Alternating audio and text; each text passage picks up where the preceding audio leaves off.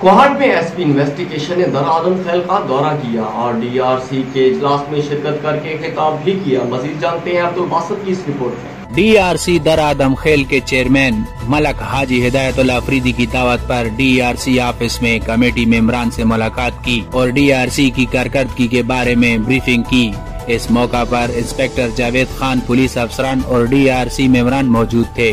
Chairman DRC ने committee की कारकर्दगी के मुतालिक एसपी इन्वेस्टिगेशन को ब्रीफिंग किया।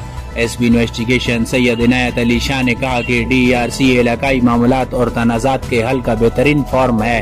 डीआरसी के मेंबरान और चेयरमैन की दावत पर और मेरे जो अफसरान हैं भाई उनकी हिदायत पर हम आए हैं।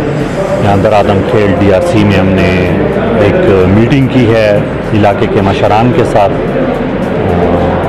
एक जो डीआरसी थी काफ़ी एक्टिव चल रही थी, उसमें जो कुछ अर्सा पहले जितने भी फैसले हुए हैं उनके अंदरूनी मसाइल जो थे, उनके जो मुकदमात थे उन पर मैं मुबारकबाद पेश करने आया था चेयरमैन साहब को। और उसके बाद इलाके के काफ़ी हमारे दीन मशरान यहाँ पर मौजूद थे।